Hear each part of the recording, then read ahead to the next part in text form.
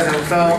Y para terminar, por último, vamos a escuchar al internacionalista Ramiro Escobar.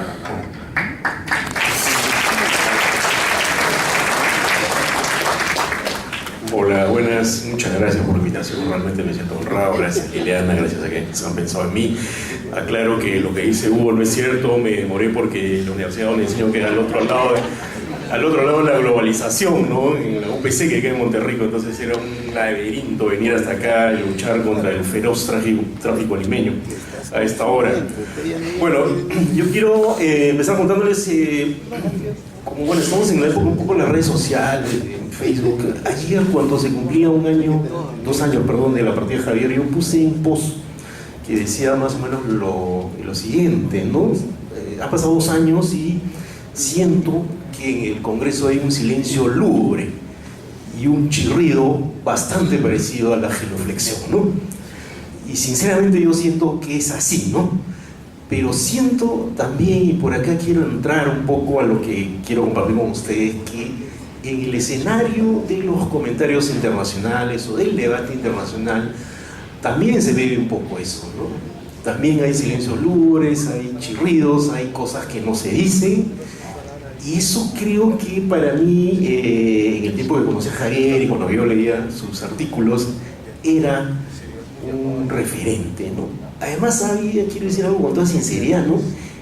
Es muy extraño y lamentable, digamos, que entre los políticos en ejercicio, y especialmente entre los parlamentarios, se conozca tan poco de temas internacionales, ¿no? Y cito una anécdota, no diré el santo, pero sí el milagro, pero tal vez algunos reconozcan al personaje, ¿no? Una reportera, una colega mía, entrevista, me parece que en las elecciones de 2011, a un candidato al Parlamento andino, ¿no? Y le pregunta, ¿no?, si le parece bien que Brasil esté en el Parlamento andino. Ah, sí, me parece muy bien, ¿no? Bueno, ese señor después salió elegido, ¿no? Es una cosa increíble, ¿no? Es realmente indignante, ¿no? Preocupante y desolador, ¿no? Porque yo creo que cualquier político que se respeta, cualquier parlamentario, cualquier miembro de un partido tiene que saber un mínimo de temas internacionales. Como me gusta decir a mí, me gusta decir a mis alumnos, me perdonarán la ligereza, tienen que tener algo de ubicatex, de qué pasa en este mundo, ¿no? Y sinceramente Javier era un extraño caso de político que sabía hacer política dentro del país, pero sabía en qué mundo estaba. Ya lo ha comentado el embajador de Bolivia, el embajador de Alessandro de Argentina, el embajador de Uruguay, ¿no? Conocía una serie de temas y además, gran lección para mí, ¿no? Los conocía con un detalle minucioso, prolijo. En el libro hay varios artículos sobre petróleo, por ejemplo, sobre pueblos indígenas, sobre una serie de temas, pero el nivel de detalle, cifras, datos, perspectivas, no era solo sentarse y decir esto me parece bien o me parece mal, sino la misma minuciosidad con la que investigaba los temas de corrupción en el Perú, por ejemplo, los temas que tenían que ver con los pleitos que había acá dentro del Perú, era el mismo foco que ponía, el mismo interés, con ese mismo interés lo hacían los temas de información. Y eso para mí es realmente sorprendente, ¿no?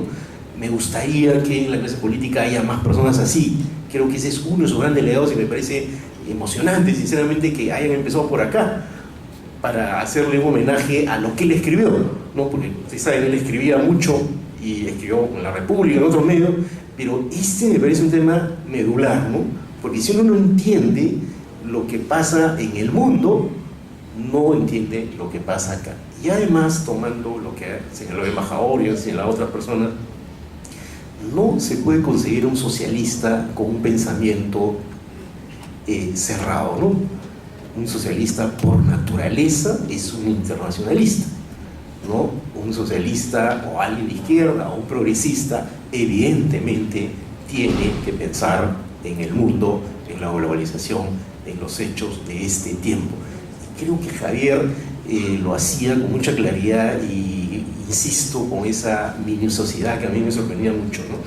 Además yo comprobé, y esa es otra cosa que creo que da fe de que eso era real, era una cualidad en él. En algunos viajes comprobé, y yo vi, y cito algunos casos, ¿no?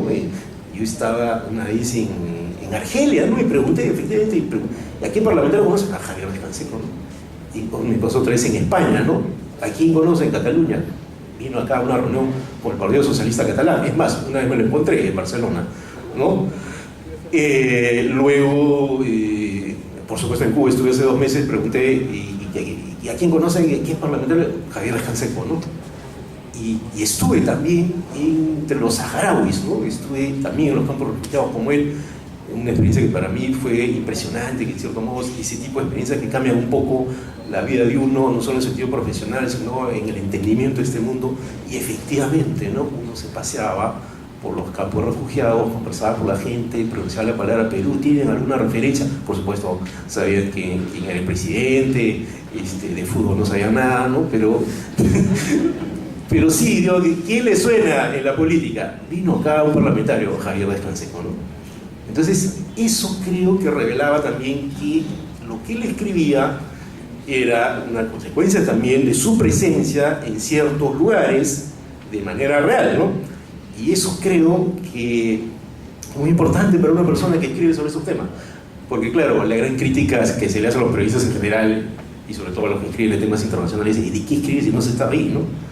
Entonces, él sí había estado, ¿no? Había estado en un montón de lugares y escribía en base a esa experiencia real, a la experiencia intelectual, académica, sociológica, política, y por lo tanto creo que eso explica por qué lo hacía con esa consistencia, ¿no? Quiero también decir algo, ¿no?, que me parece importante, ¿no? Cuando hay una parte del libro en la cual él señala, no recuerdo en este momento exactamente en qué artículo, él dice que hay 2 cosas que caracterizan al pensamiento socialista, al pensamiento izquierdo. Una, dice él, es la solidaridad, ¿no? La solidaridad entendida como la creación de un vínculo entre las personas para fomentar el bienestar. Y la otra es la indignación contra la injusticia. Cuando llegué a esa parte del libro, empecé a rebobinar un poco y me fijé que en efecto la mayoría, si no todos, los artículos o los escritos de Javier sobre temas internacionales tenían ese eje, ¿no? Y cito algunos ejemplos, ¿no? Por ejemplo, ¿no?, me pareció muy interesante ese artículo que él escribe sobre el 11 de septiembre. Y claro, él condena abiertamente el escandaloso atentado contra las Torres Gemelas, pero hace, ¿no?, un análisis que es muy interesante, ¿no? Le da perspectiva al asunto y dice, eso ha sido un hecho monstruoso, pero miren las consecuencias que puede generar por una reacción desproporcionada de parte del gobierno norteamericano, ¿no? Entonces, se solidarizaba con las víctimas, pero a la vez percibía que la reacción desproporcionada podía generar una injusticia en el mundo, como de hecho ocurrió, ¿no? Lamentablemente ocurrió. Él luego habla sobre Irak, dice lo mismo y constantemente está caminando entre distintos temas, yo diría con esa lógica, probablemente con algún aparato conceptual más complejo, ¿no? Pero, por ejemplo, ¿no?, cuando empieza a hablar de temas saharaui, ¿no?, cuando habla de las cosas que están pasando en este mundo en relación con la explotación de los recursos naturales, ¿no? Y entonces siempre está en esa lógica pensar en la gente, indignarse contra lo que es injusto. Y eso creo que para alguien que escribe temas internacionales es central, ¿no? Y yo en mi vida profesional o en mi actividad en este campo siempre me he planteado eso, y recuerdo que cuando leía los artículos de Javier admiraba esa claridad para hablar con esa sinceridad y a veces sin anestesia, diría yo, sobre ciertos temas, ¿no? Porque creo pues que el mundo es injusto, ¿no? El mundo necesita solidaridad, ¿no? Necesita solidaridad, por ejemplo, con los palestinos, ¿no?, que es un tema que a él también le interesaba, ¿no? Y cuando se presentaban los casos de esto, yo lo recuerdo, ¿no?, estas invasiones pues tan terribles por parte del Estado israelí contra la Franja de Gaza, él habló fuerte, habló claro, ¿no? No habló de puntitas, ¿no? Y además siempre teniendo en cuenta, y eso creo que alguien lo ha señalado acá, dándose cuenta de que, por ejemplo, en ese caso, no todos los israelíes piensan lo mismo, ¿no? ¿A qué me refiero? A que había consistencia intelectual también en lo que él decía, ¿no? no generalizar, no decir ni todos los norteamericanos son lo mismo, ni todos los israelíes son lo mismo. Este es un problema de ciertos estados, de ciertos políticos que no entienden, ¿no?, lo que es el sufrimiento de la gente, no entienden los procesos históricos y que necesitan por eso una voz que denuncie situaciones indignas, ¿no?, y que se solidarice con las víctimas. Un par de cosas más que me llamaron la atención en estos escritos son todo este recorrido que hace, por ejemplo, sobre la actuación, ya lo he dicho, pero enfatizaré un poco más esta idea, ¿no?, de la actuación de Estados Unidos en el mundo, ¿no? Una actuación que creo que es algo central en el escenario contemporáneo y que lo desbrozaba muy bien, ¿no? Mira con expectativa Obama, señala que hay una posibilidad, una esperanza, después lo critica, ¿no? Yo me preguntaba, cuando estaba leyendo este libro y cuando estaba preparándome para este comentario, si hubiera pensado él del acercamiento actual entre Estados Unidos y Cuba, ¿no? ¿Cómo lo hubiera visto, ¿no? Me hubiera gustado escucharlo, ¿no? Que hubiera pensado también, por ejemplo, de las miserables, y discúlpenme la palabra, los miserables ataques de Boko Haram o del Estado Islámico, ¿no? Creo que él alcanzó a ver algo de esto, ¿no? Pero estas cosas tan indignantes que ocurren en el mundo, estoy seguro que hubieran merecido una palabra de él, ¿no? O las injusticias, y eso también es otra cualidad que creo que él tenía, ¿no? Fijarse en estas injusticias en las que nadie se fija, ¿no? Lo que pasaba con los pueblos indígenas o los saharauis, para volver al tema, ¿no? Haciendo un pequeño paréntesis ahí, el tema saharaui es un tema que, por ejemplo, ustedes comprobarán, pues no tiene tanto marketing en los medios, o sea, no se habla mucho de eso, ¿no?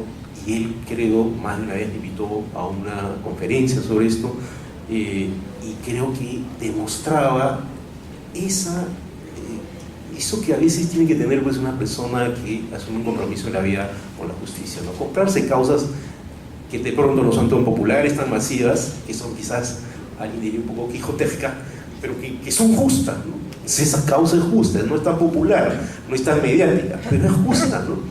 Y entonces él claramente se la compraba porque tenía claro que ahí hay una injusticia histórica que algún día se tendrá que resolver, ¿no? También yo diría la cuestión de los derechos humanos, ¿no?, que es otro gran tema del mundo contemporáneo, ¿no? Creo que tenía una visión para ver dónde ocurren estas cosas. Ya he señalado los casos de la Franja de Gaza o del pueblo saharaui, ¿no? También los casos de los pueblos indígenas, y este asunto que a mí me parece tan importante, ¿no?, el tema del medio ambiente, ¿no? Aparece constantemente en sus escritos en relación, como ya se ha comentado acá, con la inconsciencia con la que a veces se explotan los recursos naturales, con esa visión un poco ciega, digamos, de simplemente ser un extractivista y no poner varias piezas en las políticas gubernamentales o en la relación entre los países, para entender, pues, que todo no consiste en simplemente exprimir a la tierra, ¿no?, expulsar a los indígenas y meter a las empresas a mansalva, como sea. Porque además, leyendo los artículos de él y haciendo un paralelo con lo que ocurre, esto que pasa en nuestro país pasa a nivel planetario, ¿no? Y de ahí vuelvo a la importancia de entender las cosas a nivel global. Termino diciendo algo que también me pareció importante, ¿no? Y es que creo que él, al dividir, creo que eso lo han hecho los editores del libro, ¿no?, pero al dividirlos, al agrupar los artículos en los rubros imperialismo, socialismo, América Latina, están justamente señalando que había además una mirada múltiple, ¿no? Podía mirar el conjunto de la situación, podía mirar una región, podía mirar un fenómeno, podía mirar unos hechos, pero en todo esto, como dije hace un momento, había, creo, con mucha claridad la cuestión de la solidaridad, la indignación, ¿no? Algo que me parece indispensable para entender el mundo contemporáneo. No se puede entender el mundo contemporáneo si es que uno no ve esos sitios donde hay situaciones indignantes y momentos en los cuales hay que solidarizarse con la gente. Y estoy seguro que él incluso hubiera tenido palabras para la gente de Nepal, por ejemplo, ¿no? Donde había un proceso político muy complejo, pero hay un hecho concreto, ¿no? Gente que necesita ayuda, gente que necesita una voz, gente que necesita hablar justamente sin genuflexión, ¿no? Con solidaridad y evitando el silencio lúgubre, como decía al comienzo. Gracias por la oportunidad, gracias Liliana, y solamente quisiera agregar que en los últimos días en que Javier estuvo con nosotros, yo vivo a media cuadra de la clínica y algunas veces fui a ver a Liliana y realmente me dio muchísima pena. Yo estaba pendiente cómo iba, y la verdad yo sentía que cuando él se fue dejó un vacío no solo entre la gente de izquierda, no contra la gente que se simpatizaba con él, sino un vacío en la sociedad y probablemente en este mundo, si lo vemos de esa perspectiva. Y eso creo que es un ciudadano del mundo también, ¿no? Ustedes habrán notado que lo reconoce prácticamente mucha gente, todo el mundo, incluso quienes están en contra de la vida política, porque un ciudadano del mundo creo que le da eso a la gente, y eso, más allá de las ideologías o de las adhesiones políticas, crea una corriente de solidaridad que pocas personas producen. Ahora sí me despido, muchas gracias a todos.